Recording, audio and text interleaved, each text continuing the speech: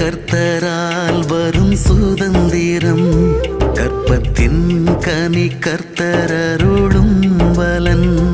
பிள்ளைகள் கர்த்தரால் வரும் சுதந்திரம், கற்பத்தின் கனி கர்த்தரருளும் பலன். உந்தனின் பலனை உந்தனின் கரத்தில் நன்றி